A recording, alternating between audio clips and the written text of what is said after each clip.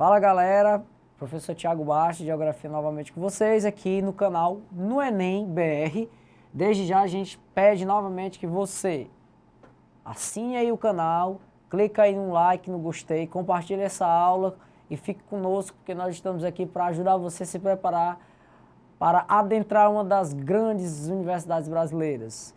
Vamos ajudar você, ratificamos sempre que nós vamos ajudar você a entrar numa dessas grandes universidades que com certeza é seu sonho e você se planejando para isso vai dar tudo certo. E a gente está aqui com você para te ajudar a alcançar esse objetivo. Bom galera, nós já iniciamos nosso primeiro momento falando sobre a urbanização brasileira. Na nossa primeira aula, nós conversamos um pouco sobre os processos de desenvolvimento que as cidades brasileiras passaram.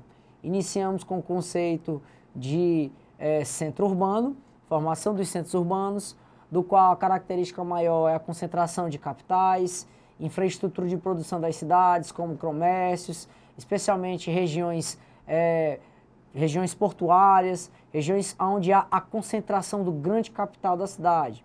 Geralmente é o velho e bom centro comercial que toda grande capital, toda grande cidade brasileira e também as médias e pequenas cidades possuem. Mas como nós estamos falando de urbanização brasileira, a gente vai priorizar, claro, a análise das grandes cidades brasileiras com seus respectivos processos de desenvolvimento e seus respectivos problemas. Depois da formação dos centros urbanos, nós observamos que nós tivemos um momento de suburbanização. Um momento de suburbanização onde inicia-se a expansão horizontal das cidades. Inicia-se, então, a fuga das residências, né? Iniciam, então, um processo de horizontalização das cidades. As residências, as edificações residenciais saindo, desconcentrando-se daquele centro urbano e deslocando-se para as regiões subúrbias, né? Ou seja, as regiões ao entorno do centro. Daí nós temos esse conceito de suburbanização. Lembrando que a formação dos centros urbanos aqui no Brasil já inicia com o primeiro boom urbano que nós temos aqui, com o primeiro momento de crescimento das grandes cidades. Esse primeiro momento inicia na década de 40 e conclui-se na década de 60. Já a suburbanização inicia ao final da década de 60, aliás, na verdade, no início da década de 60 e perdura toda uma década de 70 e década de 80. Após a suburbanização, como já foi explicado para vocês na aula passada, nós temos um momento de periurbanização, uma segunda expansão da malha urbana das grandes cidades brasileiras, caracterizada pela formação de bairros periféricos, bairros onde o solo urbano é bem mais barato. Caracteriza-se também por a formação de bairros operários, mais distante do núcleo, do centro urbano, que, repito, é onde concentra a maior quantidade dos capitais, da produção, ou seja, a riqueza da cidade, a geração de emprego maior está no chamado centro urbano, onde concentra-se, repito, o grande capital das cidades.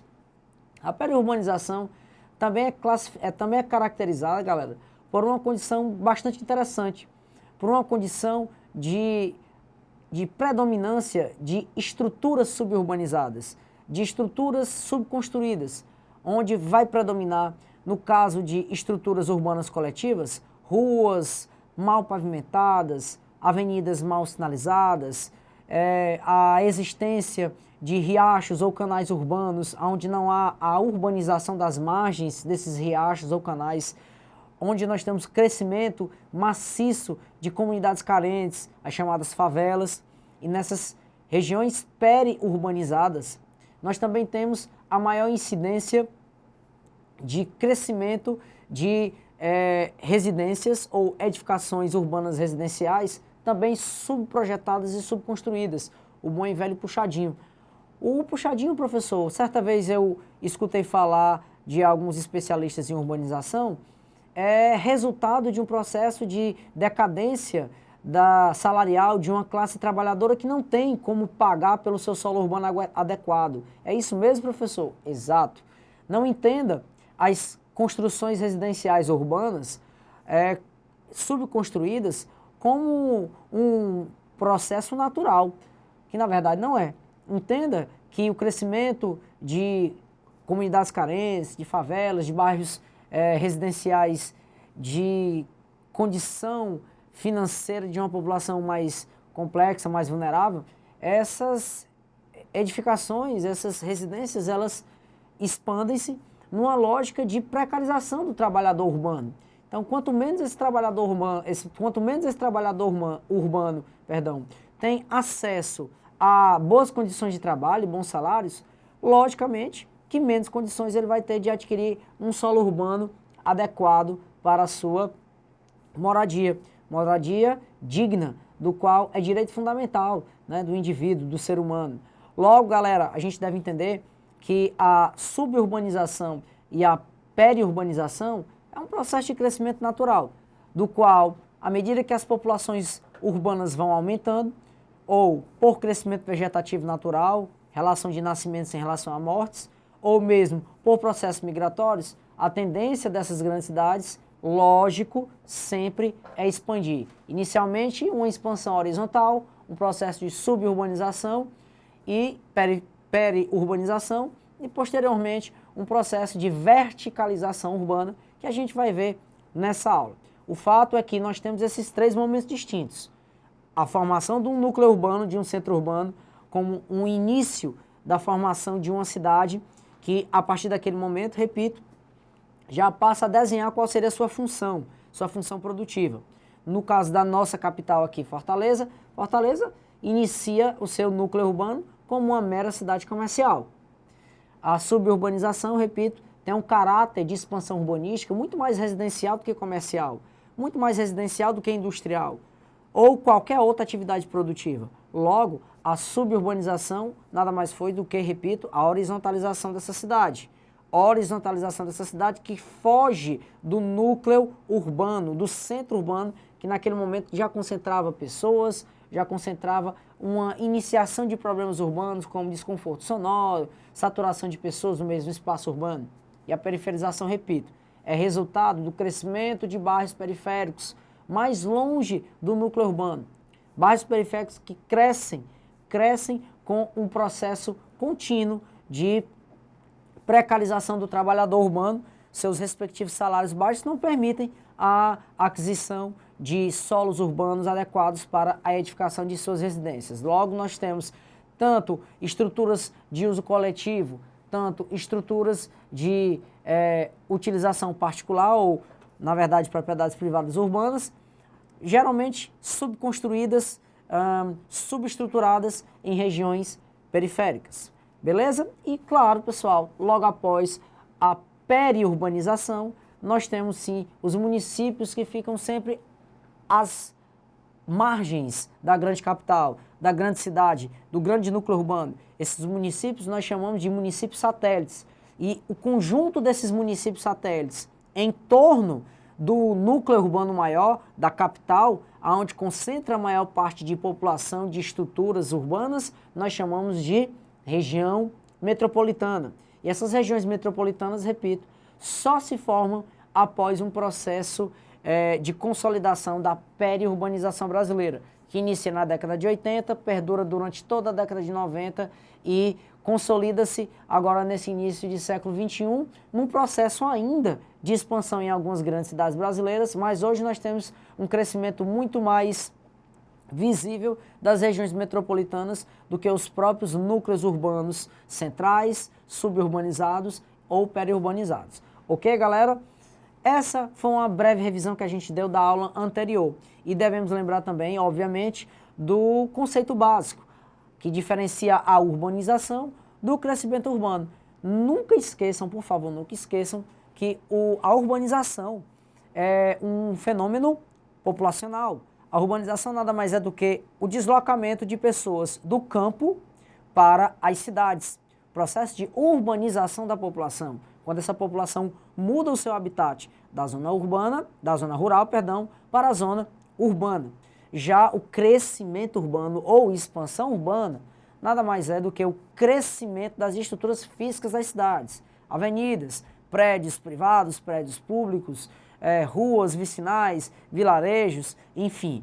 Em outras palavras, a suburbanização, a periurbanização e a formação do núcleo urbano nada mais é do que a expansão urbana ou o crescimento urbano das cidades. Beleza, galera? Nessa aula, nesse segundo momento que nós preparamos para nós aqui no NBR, preparamos para você com muito carinho, nós vamos falar de alguns pontos mais importantes que ocorrem nas grandes cidades brasileiras. Eu quero que você preste muita atenção. Será uma aula muito mais explicativa. Você não vai precisar estar copiando nada no seu caderno ou na sua apostila. Quero apenas que você preste muita atenção e, obviamente, se tiver alguma dúvida, manda a dúvida para a gente, que a gente, na medida do possível, vai responder a tua dúvida, tá bem? Então, galera, primeira coisa que eu quero que você observe, eu vou deixar uma tela cheia de uma figura para vocês, de 2 fotos para vocês, vamos lá. O primeiro processo que nós vamos discutir é o processo de favelização dessas cidades. Galera, a característica maior da favelização das grandes cidades brasileiras é a predominância absoluta de uma população entre essas comunidades, que povoam essas comunidades, o predomínio absoluto de uma população socialmente vulnerável, população classificada como população carente. Galera, outra característica interessante que você não pode deixar de atentar e que o Enem aborda bastante é a condição precária dessas comunidades, do que diz respeito a estruturas urbanas de saneamento básico, água encanada, energia elétrica, ruas pavimentadas, asfaltadas ou calçadas. Obviamente que pela favela não possui um padrão urbano ou arquitetônico do qual enquadra-se com o restante da cidade, nós observamos que as favelas, além de fazerem parte de uma realidade social perversa, de segregação social urbana nas grandes cidades brasileiras, ainda acaba meio que poluindo a chamada paisagem urbana, já que a favela ela destoa da característica arquitetônica da cidade. Professor, não é um discurso um tanto quanto preconceituoso o seu? Galera, lógico que não é um discurso preconceituoso.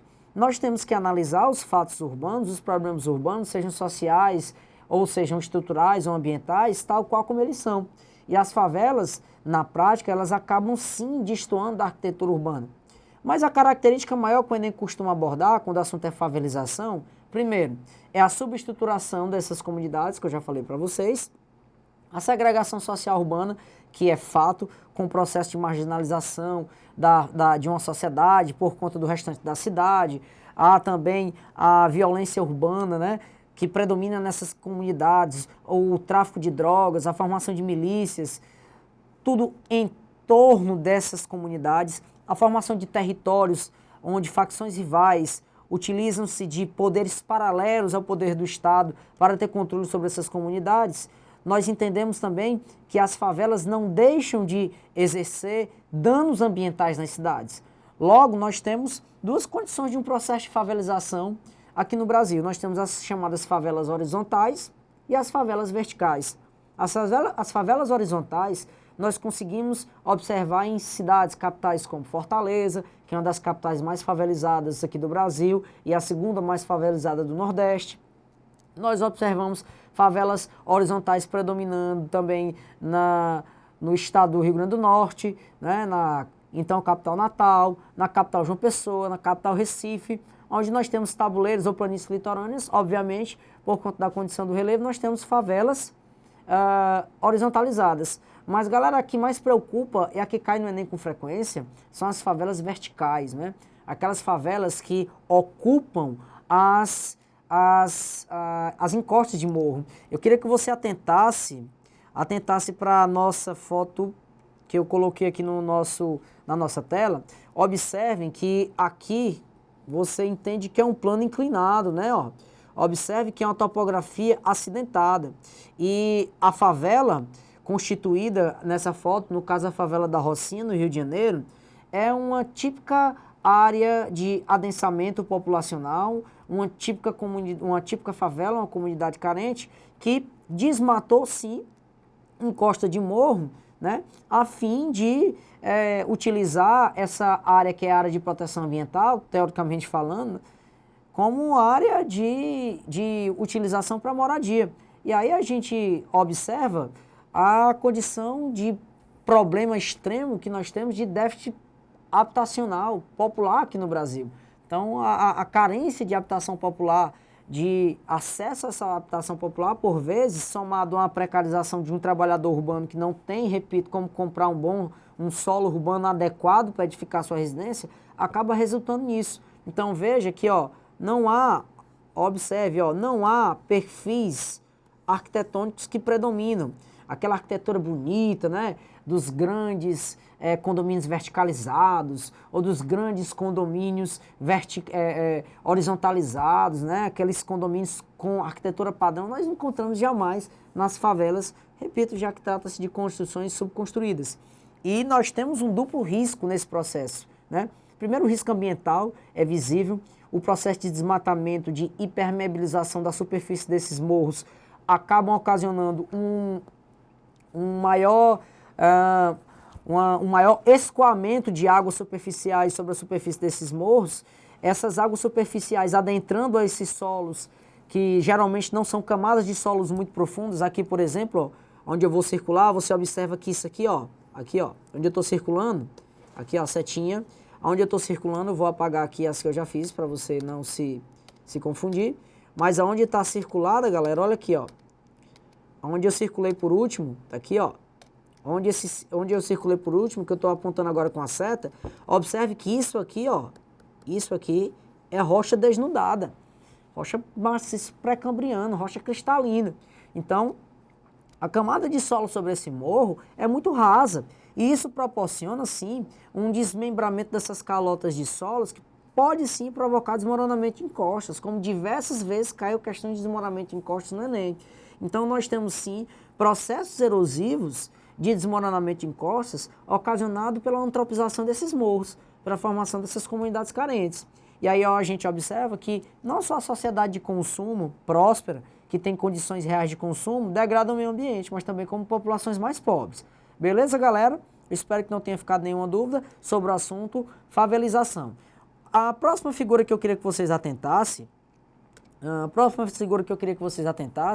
seria um problema também bastante corriqueiro nas cidades brasileiras, que é a velha segregação social espacial urbana. Eu coloquei essa figura para vocês já estão com a figura aí com certeza. A figura típica, né, muito encontrada nos livros de geografia, de bairros, condomínios verticalizados, né, que você pode ver vários prédios aqui, condomínios verticalizados que tem os seus moradores geralmente de poder aquisitivo elevado, e ao entorno desses condomínios, como você pode ver, a imensa favela, né, a imensa comunidade carente. Essa segregação social espacial urbana, ela não é apenas uma segregação,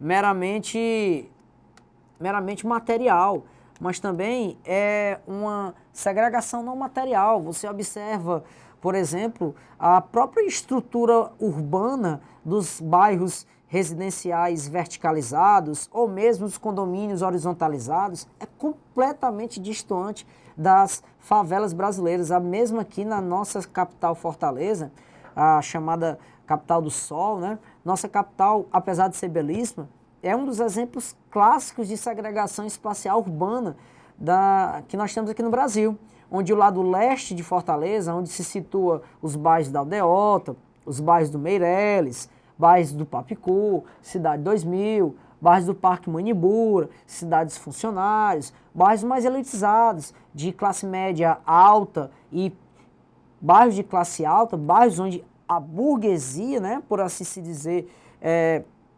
reside, são completamente distantes, diferentes de bairros da zona oeste de Fortaleza, onde nós temos bairros como Barra do Ceará, Conjunto Ceará, bairros como Quintino Cunha, Vila Velha, Padre Andrade, Antônio Bezerra, bairros como o bairro bairro Ellery, bairros como Jardim Iracema, bairros como o Grande Pirambu, o Grande Bom Jardim, todos os bairros periféricos. Se você traçando uma linha no meio de Fortaleza,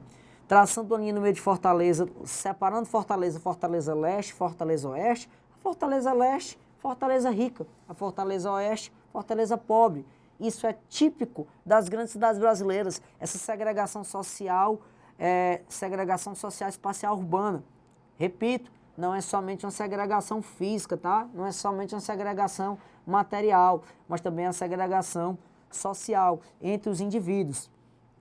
Logo, essas cidades brasileiras, esses grandes centros urbanos brasileiros, crescem nessa lógica de planejamento urbano desordenado, onde, infelizmente, as populações mais pobres, sempre jogadas para longe do núcleo urbano, para as regiões mais periféricas e suburbanizadas, acabam sobrando para essas populações os piores solos urbanos possíveis, né? É bastante complexo de fato. Então, praticamente todos os grandes centros urbanos brasileiros, nós temos essas aberrações aqui, né, que a gente chama de segregação social espacial urbana. E realmente, galera, não tem como você comparar a estrutura física urbana de um bairro devidamente estruturado, devidamente pavimentado, devidamente de um espaço geográfico urbano organizado, estruturado, pensado de forma racional, para com um espaço urbano favelizado. Beleza? Tranquilo? Galera, e o próximo problema urbano, que nós vamos ver agora com bastante cuidado, é a verticalização urbana. Pessoal, pense num problema sério que tem consequências danosas à cidade e à verticalização urbana. A verticalização urbana acontece por diversos fatores. Os fatores principais são a saturação da população no solo urbano, nas cidades. Por vezes a cidade não tem mais para onde crescer e a alternativa que se tem é o crescimento vertical desses condomínios, dessas cidades, desses prédios, que tanto pode ser prédio comercial, como pode ser prédio residencial. Então essas estruturas elas tendem a se verticalizar, dada a falta de espaço nas grandes cidades brasileiras, dada a saturação espacial. Um segundo problema que acaba progredindo para essa verticalização seria a especulação do solo urbano, que nada mais é do que a prática de supervalorizar o metro quadrado urbano. Essa especulação do solo urbano acaba obrigando que esses prédios cada vez mais verticalizados e menos horizontalizados passem a supervalorizar um metro quadrado urbano. Então a gente tem um metro quadrado urbano bem mais caro e lembrando, se é mais caro esse metro quadrado urbano, fatalmente empurra aquela classe trabalhadora vulnerável para as regiões sub- e periurbanizadas das cidades, onde os solos urbanos são bem mais em conta, são bem mais baratos, e essa verticalização urbana, além de provocar um impacto paisagístico muito negativo para a cidade, observe, por exemplo, a foto que eu vou colocar para vocês aqui, observe a foto, essa foto é da capital São Paulo, então veja que paisagem lamentável de uma cidade, onde nós não conseguimos observar áreas verdes, nós não conseguimos observar com mais cuidado uma arquitetura urbana mais padronizada, prédios de formatos diferentes, mas de uma característica única, que seria a verticalização. A verticalização provoca, vamos lá galera, a verticalização provoca o processo de esbarramento do fluxo de vento dessas cidades. Então, geralmente, nas regiões mais verticalizadas, nós temos um processo muito dificultado, um processo muito penoso de circulação de ventos. E essa concentração de pessoas, de prédios, de veículos em centros urbanos, somados a uma não circulação de ventos adequada, uma não circulação de ventos atmosféricos adequada, acaba proporcionando a formação de ilhas de calor, problema clássico ambiental das grandes cidades. Então veja como a verticalização urbana, que é uma medida adotada para supervalorizar esses solos urbanos, né, num processo de especulação imobiliária bastante complexa que as grandes cidades brasileiras passam, prejudica massivamente as nossas grandes cidades brasileiras. O próximo problema que eu vou passar para vocês, olha aí a foto, acompanhando a foto, por favor. O próximo problema é um problema social típico da modernidade que as grandes cidades brasileiras possuem hoje. É o problema do chamado isolamento urbano, né? O que é o isolamento urbano, professor? Bom, galera, as cidades, todos nós sabemos, são celeiros de conforto, de serviços, de estruturas urbanas que são oferecidas para os seus cidadãos, já que a cidade é um lugar que é proporcionado para o desenvolvimento do bem-estar do indivíduo. Mas, galera, a cidade também tem seus problemas. Dentre os seus problemas, nós temos a violência urbana, nós temos problemas com poluição sonora, poluições atmosféricas e populações urbanas hoje que têm maior poder aquisitivo buscam fugir desses problemas que a core urbana, que o núcleo urbano proporciona. Então, cada vez mais, nós temos o desenvolvimento de condomínios residenciais, onde as estruturas coletivas desses condomínios proporcionam que o condômino, mesmo em área urbana, fique completamente enclausurado no seu próprio condomínio. Então é aquele condomínio que tem farmácia, que tem academia, o condomínio que tem pista de Cooper, pista de ciclismo, o condomínio que tem quadra de tênis, o condomínio que tem piscina, o condomínio que tem uma loja de conveniência ou mesmo um mini mercado dentro. Isso proporciona um enclausuramento máximo do cidadão urbano dentro de um condomínio, dentro de áreas muradas. Isso pode provocar problemas sérios, como um processo contínuo de não vivência da cidade. Logo, você vai ser um cidadão alienado urbano à realidade da sua cidade. Isso já acontece em cidades, inclusive aqui, como Fortaleza, onde cada vez mais esses condomínios oferecem uma infraestrutura incrível para os seus condôminos, não precisarem nem sair de dentro da sua área condômina. Um exemplo clássico é um condomínio que nós temos aqui em Fortaleza, chamado Alphaville, um condomínio de altíssimo poder aquisitivo, que fica na região metropolitana de Fortaleza, salvo engano, no município de Eusébio. E esse condomínio que é frequentado e que é povoado por uma população extremamente abastada, já que é um condomínio de luxo, esse condomínio proporciona que os condôminos lá mal saiam de dentro das áreas, né, da área territorial do condomínio. E isso provoca, sim, pessoal, um problema muito sério de alienação urbana desse cidadão, que passa a não viver a cidade, passa a não observar os problemas da cidade. É importante que o cidadão urbano tenha uma noção exata dos pontos positivos que a sua cidade proporciona para ele, mas também dos pontos negativos, que assim o cidadão não poderá ter uma posição crítica de o quanto essa cidade é favorável à vivência ou não. Então é um problema bem complexo esses novos condomínios urbanos que oferecem uma infraestrutura incrível, enclausurando o cidadão literalmente em muros e tornando esse cidadão um alienado urbano clássico, né?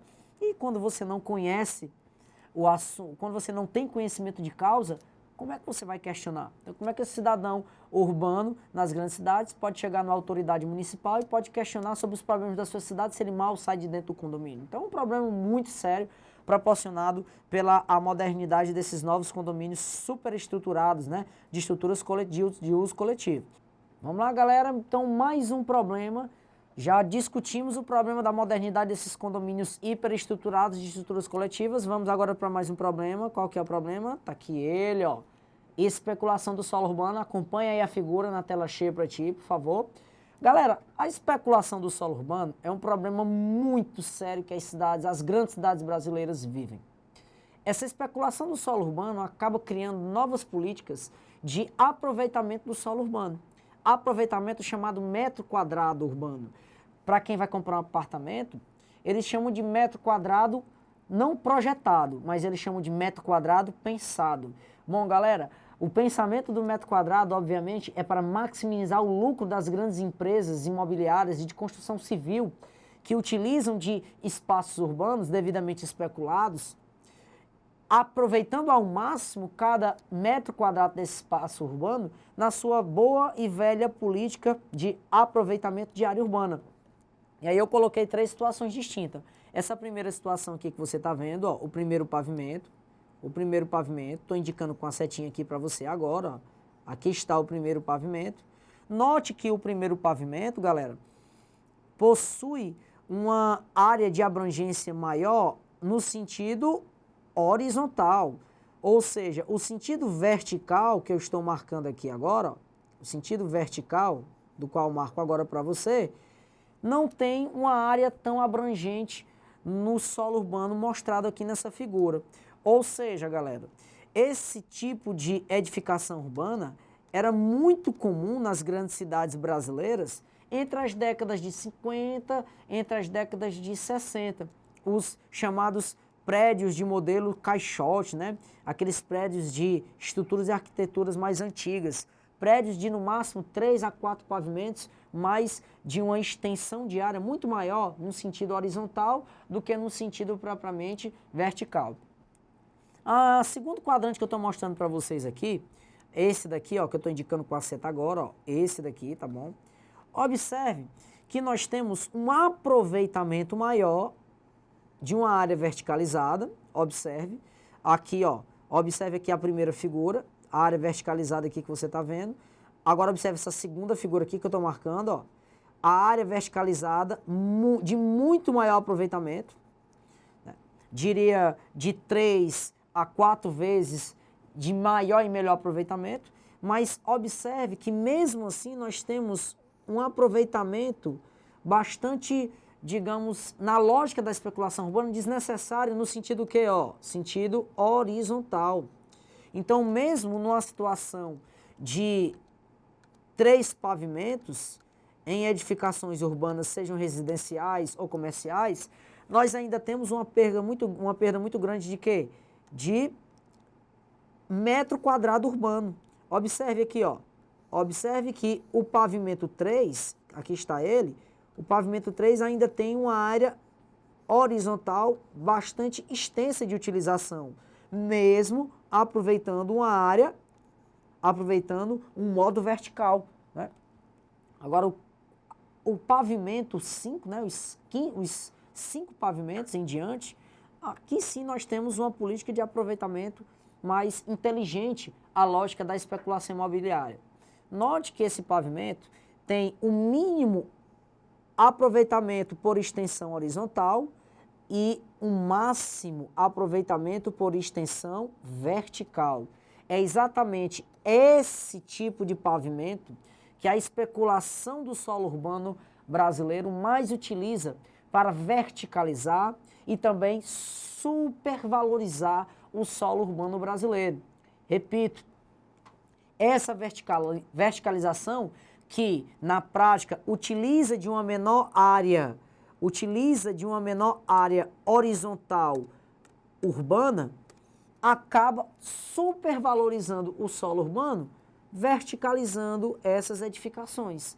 Então, mesmo com a área urbana horizontalizada de menos aproveitamento, nós temos, geralmente, nesses modelos de pavimentação verticalizadas, nós temos um solo urbano, ou seja, o imóvel seja residencial ou seja um imóvel comercial muito mais caro nos solos urbanos, mesmo em regiões suburbanizadas, estão passando hoje, atualmente, devido aos vários processos de expansões que esses condomínios residenciais estão proporcionando para as cidades brasileiras, com a democratização relativa da moradia urbana, com os programas Minha Casa Minha Vida do governo federal. Mesmo assim, ainda temos um processo de encarecimento desses solos urbanos para fins habitacionais bastante visível nas grandes cidades brasileiras. Aqui mesmo, em Fortaleza, nós temos um bairro chamado Jockey Club. O bairro do Jockey Club é um bairro da região suburbanizada de Fortaleza, limite com a região periférica mais adensada, né? Limite ali com a região da Grande Portugal, um bairro, Grande Portugal, para vocês que não conhecem, que não são daqui de Fortaleza, é um bairro, sim, periferizado, favelizado de Fortaleza. Mas o bairro do Jockey Club, que ganhou de presente do capital privado, o Shopping Jockey, passou a ter uma expansão, um boom urbano muito grande, com a construção de vários condomínios verticalizados que proporcionaram uma valorização bastante interessante daquele bairro que antes estava esquecido pelo poder público, já que o bairro do Jockey Club perdeu o seu Jockey Club, onde aconteciam as corridas de cavalo daqui de Fortaleza da década de 60, de 70 e até mesmo na década de 80 nós tínhamos muitas corridas de cavalo no Jockey Club. O Jockey Club foi desativado, no início do século XXI, e desativado o Jockey Club, o terreno ficou ocioso, e esse terreno foi utilizado para a construção de um shopping, de um empreendimento privado, que acabou dando condições econômicas e estruturais para que outras edificações fossem desenvolvidas no bairro do Jockey Club, como condomínios residenciais verticalizados. Também eu não posso deixar de comentar a construção do Hospital da Mulher pela ex-prefeita Luiziane Lins, que proporcionou sim também uma valorização interessante daquela área. Então, veja, pessoal, que como o poder público e o grande capital privado, essas grandes empresas de construção imobiliária, residencial ou mesmo comercial, proporcionam o desenvolvimento urbano, sim, das grandes cidades, mas também elas proporcionam esse processo muito complexo e difícil de especulação imobiliária, que, repito, não democratiza o solo urbano para aquele trabalhador mais vulnerável. Beleza? Vamos para um outro problema urbano. Aqui, aliás, não é um outro problema, perdão, aqui eu vou dar um exemplo clássico para você de especulação imobiliária muito forte, né? A tela cheia aí para vocês estão vendo um belíssimo prédio, né? Um estacionamento amplo aí na frente. Esse shopping aqui, ó, tá certo? Tô indicando para vocês com a seta. O nome desse shopping é Shopping Rio Mar Kennedy, né? Shopping Rio Mar Kennedy, aqui, esse prédio aqui, ó. Esse prédio de pavimentos superiores, né? Se eu não me engano aí são 10, acho que 10 pavimentos. Esse prédio aqui que eu acabei de circular, que está circulado para você, que está bem do lado do shopping, é o centro empresarial do Shopping Rio Mar. E como eu falei para você, é o Rio Mar Kennedy. O bairro do Presidente Kennedy é um bairro, pessoal, periférico. Peraí, professor, você tá doido? Você acabou de dizer que os bairros periféricos predominam as estruturas subconstruídas, as estruturas subprojetadas. E aí o senhor me vem e me mostra um empreendimento comercial desse, um shopping center belíssimo, porque realmente, pessoal, viemos e convenhamos, o Shopping Rio Mar é bonito. Nosso editor aqui e professor Otacílio, me fala que nunca foi no Shopping Rio Mar, mas eu espero comer uma boa pizza com ele no Shopping Rio Mar, porque ele é doido por pizza. E galera, na boa, o Shopping Rio Mar foi sim construído na faixa, num bairro periférico. Observe, os bairros ao entorno aqui, eu vou fazer uma linha aqui, ó. Todo esse perímetro que eu estou colocando para você, ó, com a caneta, todo esse perímetro aqui, ó, tudo isso aqui é bairro periférico. Isso aqui é o imenso bairro Ellery, bairro do Presidente Kennedy, olhando de frente, mais à esquerda do teu vídeo. Mais aqui ao fundo próximo, isso aqui é o litoral, isso aqui, ó. Isso aqui é o litoral, tá vendo essa setinha que eu tô colocando, ó? Isso aqui é a praia, tá? Essa aqui é a famosa praia da leste-oeste do Cristo Redentor. É uma praia belíssima, pessoal, mas tem um problema sério. O despejo de esgoto doméstico e a poluição dessa praia acaba tornando essa praia, esse litoral extremamente fétido. Então é bastante incômodo você passar tanto a pé, como de carro, como de ônibus, como de moto, pela praia da leste-oeste. Um verdadeiro desperdício de atribuições naturais que Fortaleza tem, um belo litoral. Essa praia da leste-oeste poderia ser muito melhor aproveitada pelo poder público daqui de Fortaleza, mas tem um mas imenso que eu acabei de falar para vocês, ela realmente não é tão bem aproveitada.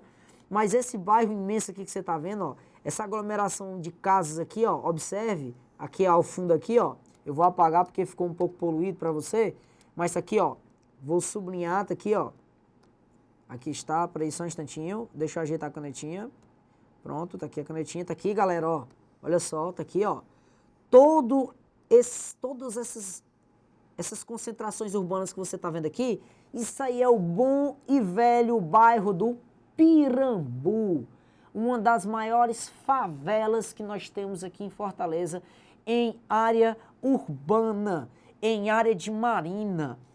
Pirambu foi construído sob área de dunas e área de marina, pessoal.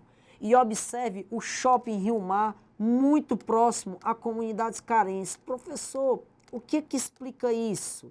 Galera, a explicação principal para a nova aquisição, aliás, para novos empreendimentos em bairros periferizados ou em bairros mais distantes do núcleo urbano, olha só, é nada mais, nada menos do que o crescimento ou o aumento do poder aquisitivo da classe pobre. É isso mesmo que você escutou, professor?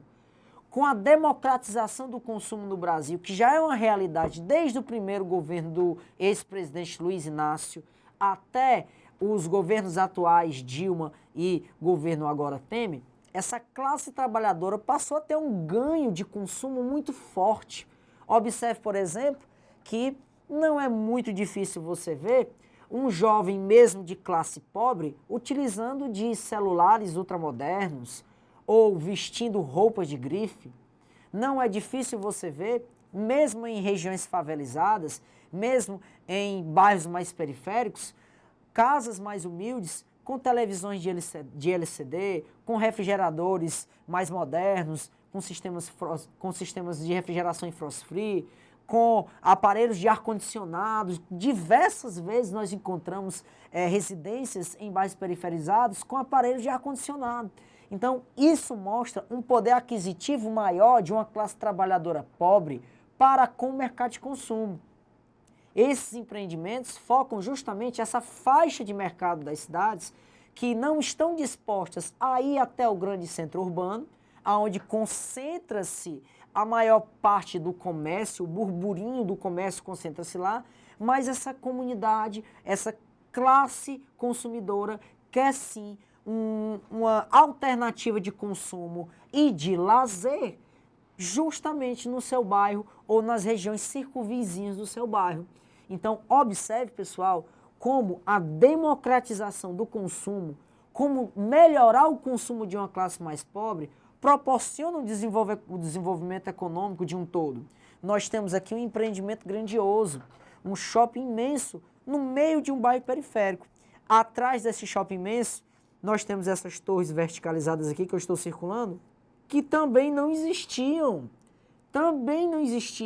e que estão sendo construídas ao passo que o shopping foi sendo concluído.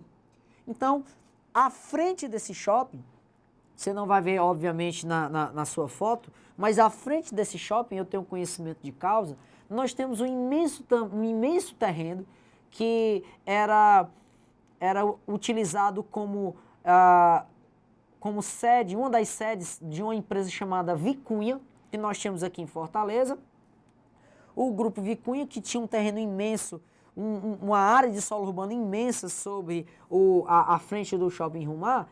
Essa área ela foi totalmente limpa, foi uma área totalmente demolida, a estrutura antiga foi demolida e hoje nós temos um imenso terreno totalmente aplanado e condomínios verticalizados, condomínios residenciais serão construídos de frente ao Shopping Rio Mar. Então, o Shopping Rio Mar, que eu observo hoje como exemplo máximo de especulação, de política de especulação do grande capital privado para com as cidades, está sendo totalmente cercado de condomínios verticalizados como esses que eu estou destacando para você agora. Professor, então, nós temos um processo interessante nessa condição de especulação, nessa especulação urbana. Nós temos uma classe pobre que ganha um equipamento interessante de lazer, um equipamento interessante para a utilização de seu consumo, mas também nós temos uma classe média que passa a ter mais alternativas de moradia e bem como mais alternativas de financiamento da moradia própria, né? Nós não temos mais prédios verticalizados, mesmo aqui em Fortaleza e nas outras grandes capitais, nós temos no Brasil, concentrados apenas nos núcleos urbanos centrais. Nós temos esses prédios verticalizados também, em regiões que nós classificamos como suburbanizadas, né? Como no caso é a região aqui do Presidente Kennedy, um bairro periferizado muito conhecido da nossa cidade aqui de Fortaleza. Então observe que a arquitetura bem arrojada, bem moderna, destoa completamente, ó, com a realidade arquitetônica, né, das casas, dos prédios, né, que predominam, que estão ao entorno do shopping Rio Mar. Mais um problema urbano, verticalização. Nós já vimos verticalização urbana, nós já vimos isolamento urbano, nós já vimos nós já entendemos o processo de especulação do solo urbano. Mostrei um exemplo aqui em Fortaleza clássico, né, que é o exemplo do shopping Rio Mar. E agora na tela, olha de olho na tela novamente, por favor, tela cheia. Olha aqui, ó, mais um problema, a precarização de áreas públicas de lazer nas grandes cidades. Galera, entenda que esse processo de precarização de áreas públicas nas grandes cidades é em detrimento à valorização das áreas de entretenimento, de lazer privadas. Ora, se você não tem uma área pública gratuita, do qual você pode utilizar sem ônus algum, essa área sendo de lazer, ela não existindo, obviamente que você, que necessita recrear o seu corpo e o seu espírito, no seu momento de ócio, onde você não produz, se você é um cidadão, um trabalhador urbano, quando você não produz, você está em tempo de ócio, você quer recrear o seu espírito, você quer ter o seu momento de lazer. E aí você chama sua doce namorada, já dizia o poeta que a praça é dos namorados, como o céu é do condor, só que aqui em Fortaleza não é assim. Aqui em Fortaleza o poema foi distorcido. Aqui em Fortaleza seria a praça é dos marginais, como a cadeia da mesma forma também é, porque infelizmente as nossas áreas de utilização de lazer público, as nossas áreas públicas de lazer foram totalmente degradadas e tomadas muitas vezes por grupos marginalizados. Observe, pessoal, que aqui nós temos, repito, um processo de precarização dessas áreas de lazer comum, urbanas, públicas, em detrimento à valorização de áreas de lazer, de patrimônios ou de empreendimentos privados. Ora, galera, obviamente que não tem exemplo mais clássico para darmos de áreas de patrimônio de lazer público do que as praças. As praças com os playgrounds, com as calçadas para caminhada, para Cooper, as praças com as pistas de skate, pistas de bicicross, as praças com as suas quadras poliesportivas, que seriam sim ótimas áreas de lazer públicas, se não fossem tão depredadas. E um outro exemplo clássico que a gente não pode deixar de citar são os shopping centers. Os shopping centers, sim, que não são apenas espaços de consumo, espaços do qual o cidadão vai para deleitar o seu feitiço de consumo. Mas também, pessoal, espaços onde o indivíduo vai para recrear o espírito, vai para ter lazer. Ou você nunca foi para um cinema num shopping na vida.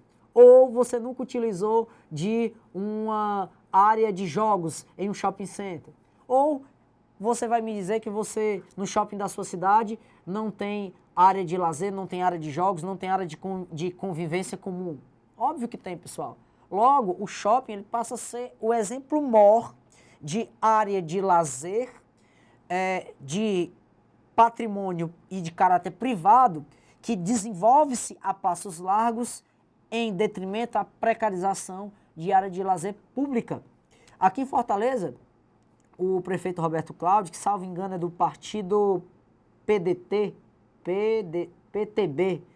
não é PDT mesmo, Partido Democrático Trabalhista, salvo engano ele é do PDT. O prefeito Roberto Cláudio, que se reelegeu nas últimas eleições, o prefeito Roberto Cláudio ele desenvolveu uma política interessante de areninhas. As areninhas, para que a pessoa que é areninha, não sei nem o que é isso. Galera, as areninhas são campos de futebol, society, são campos de futebol de grama sintética, é isso mesmo que você está escutando, de grama sintética, porque aqui a gente não tem tanta chuva como o sul e o sudeste tem, então o que nos sobra é a grama sintética. E o prefeito Roberto Cláudio, ele espalhou em vários pontos da cidade de Fortaleza, especialmente os bairros periféricos, areninhas, são campos societies, como eu falei para vocês. Alguns campos societies têm estrutura de arquibancada, são pequenas arenas esportivas dentro desses bairros periféricos, que é sim uma postura interessante de política de valorização de espaços urbanos de lazer aqui em Fortaleza. É uma política, sim, louvável do prefeito Roberto Cláudio, mas a gente entende que não apenas de Areninha, né, a cidade de Fortaleza é constituída em suas áreas de lazer, mas é interessante que a cidade de Fortaleza tenha mais bicicletários, interessante que a nossa cidade de Fortaleza tenha espaços culturais de acesso democratizado nos seus polos de lazer regionais, esses grandes polos de lazer que estão sim passando por um processo de reestruturação por parte da nossa Prefeitura de Fortaleza, que é uma exceção. É uma exceção às outras grandes cidades brasileiras, porque a notícia que a notícia que nós temos é que essas áreas de lazer pública nas grandes cidades brasileiras, o processo que predomina realmente é um processo de degradação, de precarização dessas estruturas. E aí eu repito, cidadão urbano que necessita recriar o seu espírito no seu momento de ócio, obviamente que ele vai optar pela área de lazer privada, onde ele tem que pagar desde o ar-condicionado que ele está consumindo até a fichinha lá do game do filho lá que ele está pagando, o gamezinho do filho, do seu dependente financeiro, que ele está lá brincando com os videogames, com os brinquedos do shopping, ou então o bom e velho bilhete de cinema. Tudo isso é lazer privado e tem que ser pago em detrimento à precarização de áreas de lazer pública. Beleza? Vamos aqui ver mais alguns problemas urbanos. Vamos lá, por favor. Muita atenção, não desfoca.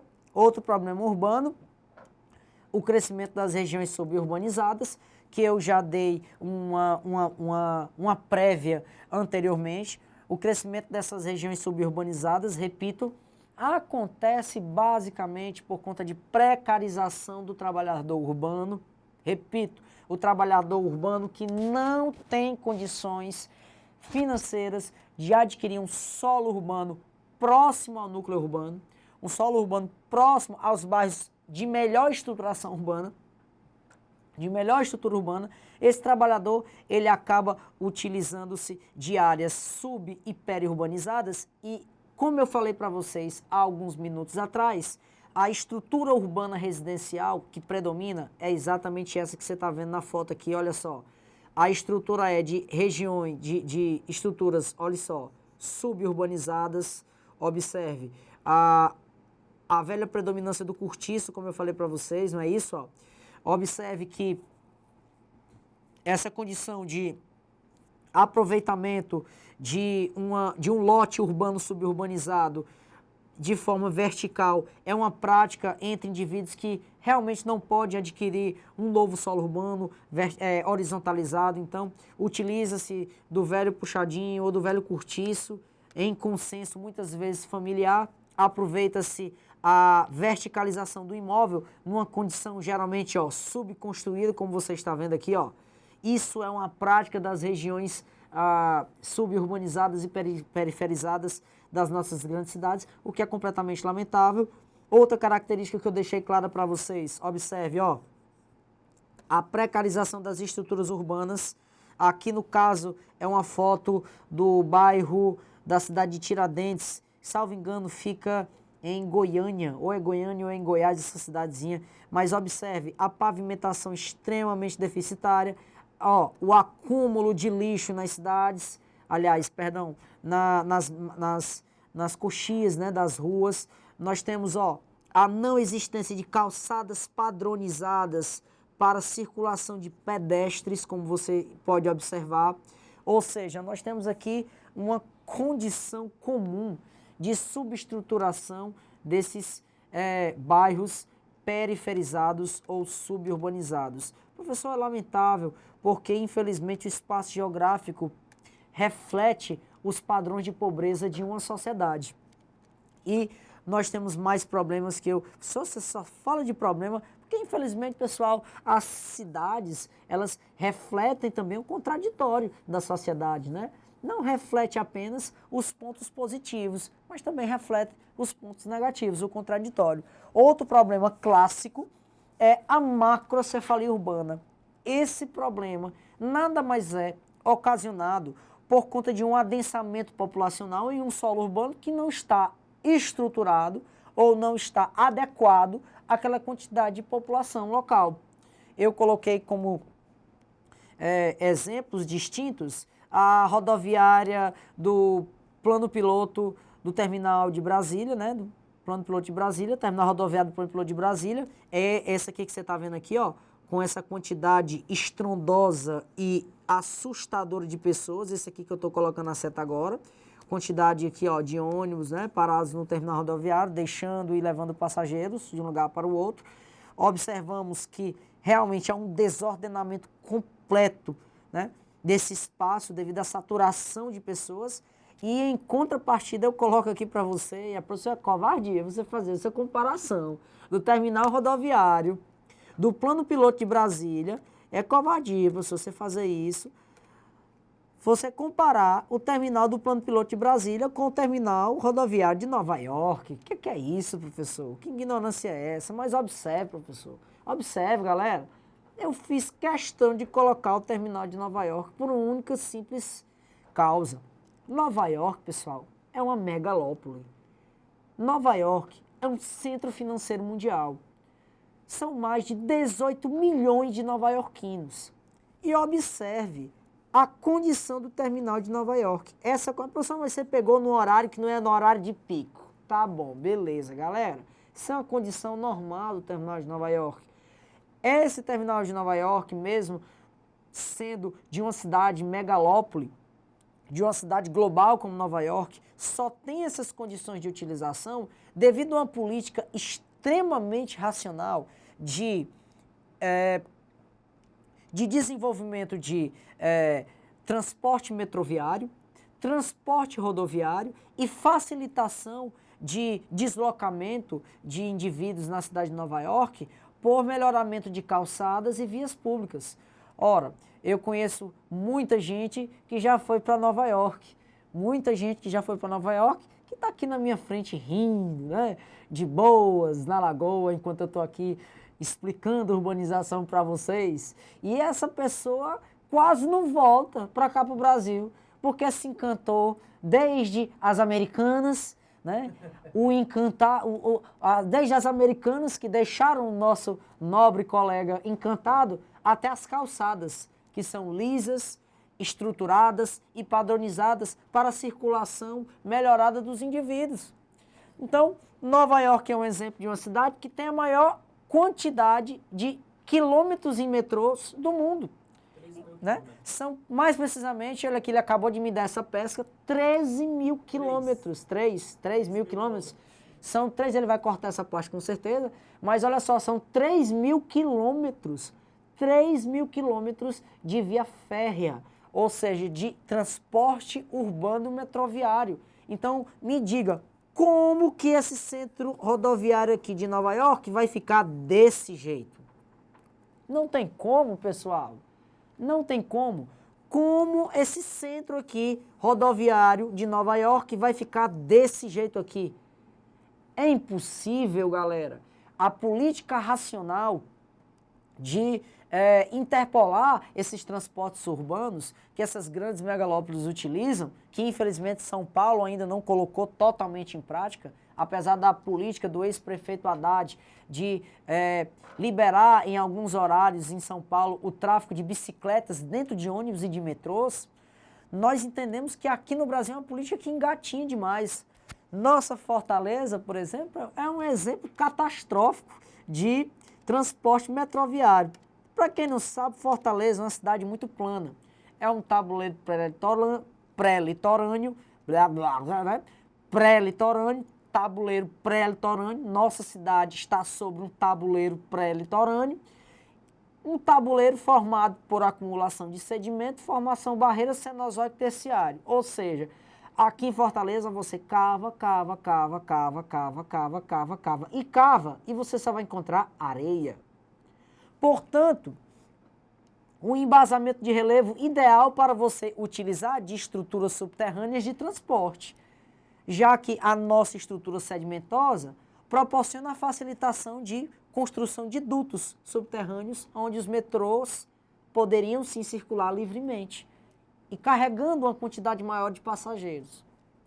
Pois bem, nós tínhamos aqui um projeto em Fortaleza chamado Metrofor. O Metrofor completou este ano 19 anos de projeto e ainda não foi concluído. Professor, o senhor está brincando, professor, não fresque não. 19 anos e essa estrutura metroviária, que na verdade não é nem metrô, é um VLT, um veículo leve sobre trilhos, né? Ainda tem uma capacidade de carga bem menor do que o metrô.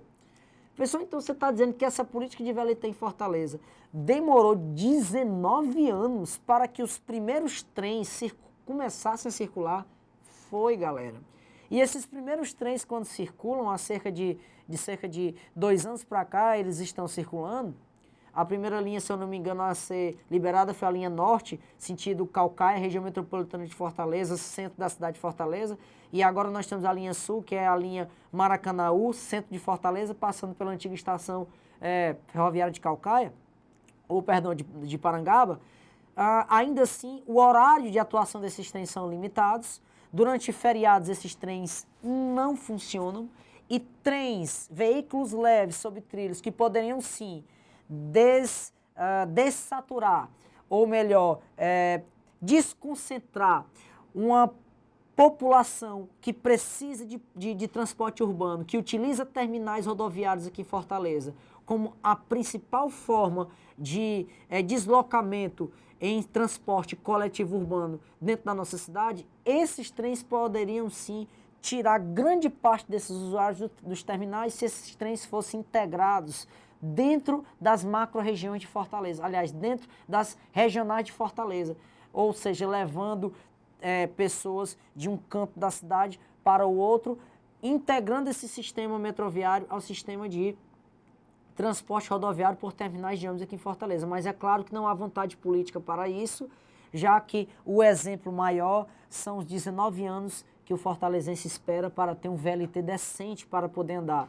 Dessa forma, nós aqui que estamos em Fortaleza temos uma certa inveja branca da galera aí de São Paulo, que tem um metrôzão massa. Pense no metrô bonito, é o metrô de vocês aí em São Paulo, hein? Metrôzão show de bola, né? Capital, megalópole brasileira e tal, centro financeiro do Brasil, tinha que ter mesmo um metrôzão de responsa e o metrô de vocês é show de bola. Outra inveja branca, galera aí do Rio de Janeiro, tem um metrôzão legal, né? Metrôzão bom, ó. Aqui em Fortaleza, Necas. Aqui em Fortaleza nós temos VLT e ainda passou um bom tempo, viu, ó, 19 anos, para que esse VLT fosse colocado em prática, em serviço.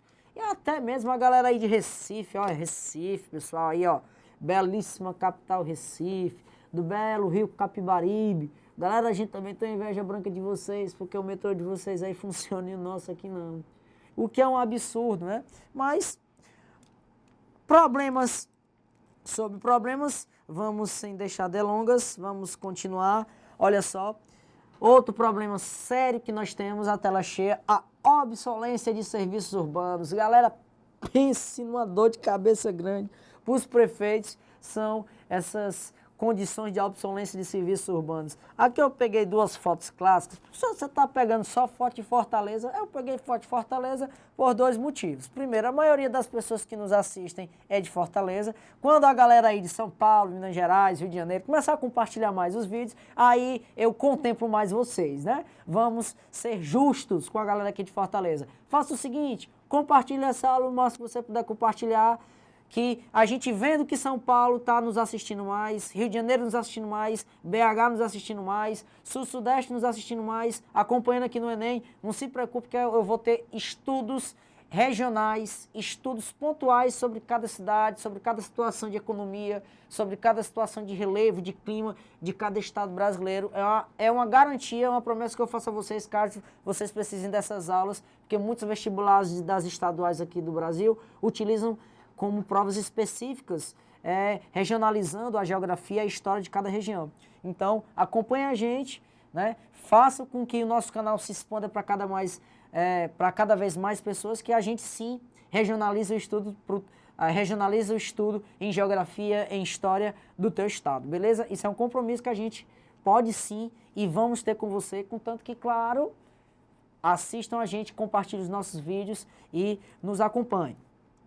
Aqui, galera, de volta para a tela cheia, aqui a gente tem um clássico problema de obsolescência de serviços urbanos.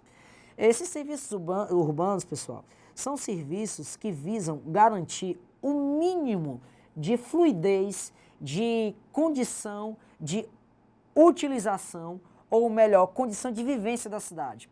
A cidade, segundo o saudoso urbanista Corbusier, ele diz que a cidade tem 3 pilares. O pilar 1 seria o pilar transitar, o pilar 2 seria o pilar habitar e o pilar 3 seria o pilar recrear. Então, transitar, habitar e recrear, os pilares que formam, que dão a condição estrutural para qualquer cidade. Ora, se um desses pilares não funcionar, repito, os 3 são habitar, transitar e recrear. Se pelo menos um desses 3 não funcionar, essa cidade não é classificada como um centro urbano funcional. E aí nós temos um problema crasso. Tela cheia de novo aí, galera, vamos lá? Nós temos um problema crasso. Especialmente nas grandes cidades brasileiras, nós temos problemas de transporte público urbano de qualidade para os cidadãos usuários. Galera, Fortaleza não foge à regra.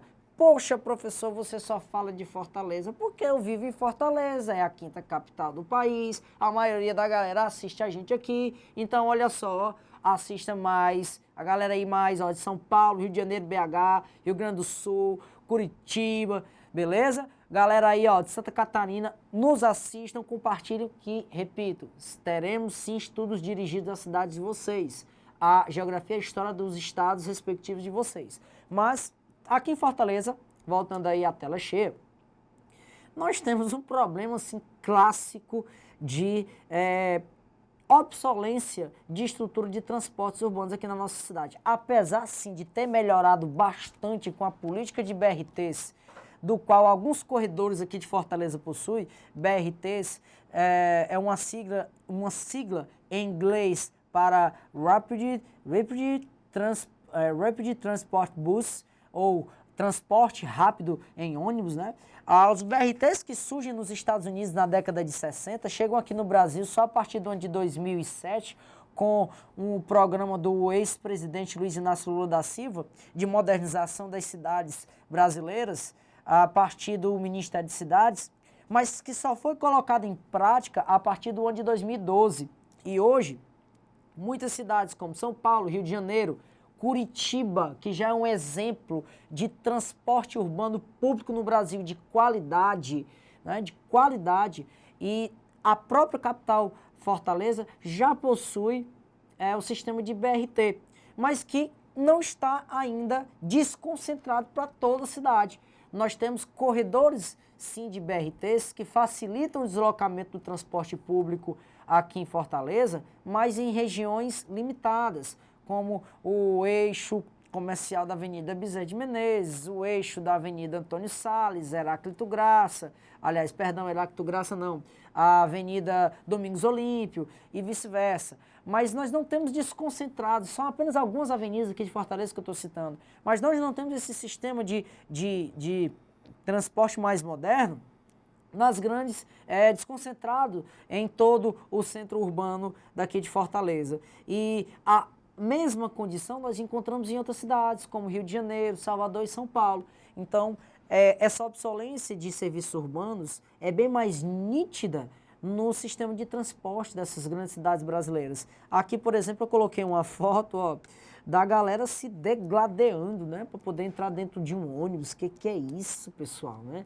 Como se tivesse só esse ônibus. É claro que não é isso, a gente entende que as pessoas têm horário e a carência por transporte coletivo é cada vez maior em detrimento de uma população que necessita de um transporte coletivo de qualidade.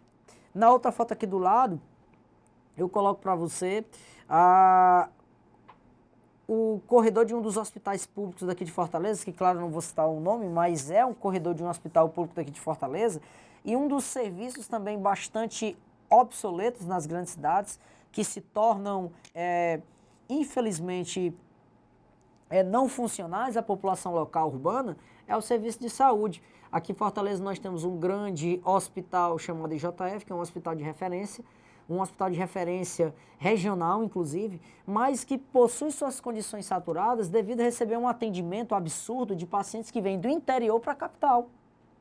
Então, observe que hoje Fortaleza, que tem mais de 2.600.000 habitantes, não é uma capital que chega sequer aos pés em população de São Paulo e Rio de Janeiro, mas é uma capital que tem mais de 2.600.000 habitantes. Mesmo o IJF atendendo só Fortaleza, só o IJF, que é o nosso hospital aqui de referência, não teria condições de atender Fortaleza sozinho, devido à alta demanda. E além da população local de Fortaleza, o IJF ainda atende a população do interior, que carece também dessas estruturas de serviços urbanos. Então veja como o problema é estrutural, veja como o problema é um problema conjuntural às grandes cidades brasileiras. Então essa obsolescência de serviços urbanos a gente consegue ver também na coleta de lixo, conseguimos também ver na estrutura de atendimento de serviços públicos, não só de saúde. Então é muito, infelizmente, muito comum essa condição nas grandes cidades brasileiras. Vamos para mais um problema. Professor, é problema demais, já estou ficando desanimado. Estamos acabando, vamos lá. Mais um problema, observe. Um problema sério do saneamento básico. Observe, galera, o saneamento básico é um dos problemas que reflete a política falida dos governos estaduais para com seus territórios. Quando nós não temos a boa e velha política do saneamento básico para todos os bairros de uma forma mais ampla, mais democrática, não só saneamento básico para bairros mais elitizados, bairros que concentram a estrutura urbana, nós temos sim uma condição de saneamento básico mais vulnerável em bairros mais pobres, em bairros mais periféricos. E aí a condição de dispersão de doenças patológicas relacionadas à água é muito grande. Então observe que sempre em bairros periféricos nós temos postos de saúde, hospitais e UPAs que estão completamente lotadas. E se você for fazer uma análise estrutural desses bairros, sempre esses bairros têm córregos, canais ou lagoas que não são saneadas, não são canalizadas. Então são populações que pagam com a própria saúde, muitas vezes crianças que chegam a perder a vida devido a complicações por conta de cóleras ou por conta de leptospirose que adquire em regiões onde nós não temos um tratamento adequado de esgoto. Logo, esse esgoto é sim depositado em canais, em rios urbanos, e populações que pagam com a própria saúde e com a própria vida devido à não existência de saneamento básico, que é sim um problema estrutural das grandes cidades brasileiras, bem como a questão da coleta de lixo nessas grandes cidades. Ah, professor, mas coleta de lixo é relativa à educação de cada indivíduo. Sim, eu concordo, coleta de lixo é algo relativo também à educação dos indivíduos, mas nós devemos entender que a parceria para com o lixo urbano é de uma prefeitura, de um poder municipal que tem sim uma preocupação, que deve sim ter uma preocupação excessiva da limpeza, do asseio da cidade, para também com a população que deve entender que necessita de um espaço mais saudável, de um espaço urbano coletivo saudável para se viver, um espaço sem lixo. Aqui em Fortaleza nós temos uma avenida, e é o exemplo que eu adoro dar, Avenida Leste-Oeste. A avenida mais suja de Fortaleza, ela liga bairros do oeste de Fortaleza aos bairros leste de Fortaleza e vice-versa, por isso que o nome da avenida é Leste-Oeste. E galera, é a avenida mais suja que nós temos em Fortaleza. O próprio prefeito Roberto Cláudio declara que durante um dia o carro de lixo, o carro de coleta de lixo da empresa que coleta lixo aqui em Fortaleza, que salvo engano é a Ecofor, o carro da Ecofor passa 12 vezes durante um dia nessa mesma avenida. O próprio prefeito Roberto Cláudio disse que não há cidade no mundo que tenha uma coleta diária do qual o caminhão coletor passa 12 vezes durante um dia coletando lixo dessa avenida movimentadíssima, que é a Avenida Leste-Oeste aqui em Fortaleza. Então, tenham sim o saneamento básico como um problema não só de ordem estrutural, mas também um problema de ordem saúde, um problema de ordem sanitária e de ordem de saúde pública, que as grandes cidades brasileiras precisam resolver. E eu coloquei até um dadozinho aqui para você, ó. Olha só a tela cheia. Mais de 40% dos municípios brasileiros ainda não tem rede de esgoto. Então, galera, o problema do saneamento básico nas grandes cidades brasileiras não é apenas um problema de ordem estrutural, mas também é classificado como um problema de ordem sanitária, que envolve a saúde dos cidadãos urbanos. Você pode fazer uma análise, como falei, muito sucinta, de bairros periféricos que têm UPAs, possuem hospitais municipais ou postos de saúde. Quase sempre essas estruturas de saúde, de atendimento público de saúde, estão lotadas, completamente lotadas. A demanda sempre muito grande. E se você for fazer uma análise cuidadosa, criteriosa nesses bairros, quase sempre esses bairros são cortados por córregos, canais ou rios urbanos que foram periferizados, rios urbanos que foram canalizados. E rios urbanos poluídos, canalizados, córregos que possuem um esgotamento de um receptor, funcionam como receptor de esgoto doméstico, onde não há o tratamento desse esgoto devido à ausência de saneamento. E essas áreas são justamente as áreas vetores de doenças relacionadas à água, como, por exemplo, cóleras e leptospirose, né? Então, infelizmente, nós temos essa condição aqui no Brasil. O Brasil, como a gente já sabe, é um país das contradições. E eu coloquei esse dadozinho para vocês, ó, tela cheia para vocês. Tela cheia, 40% dos municípios brasileiros, olha só, ainda não tem água de esgoto.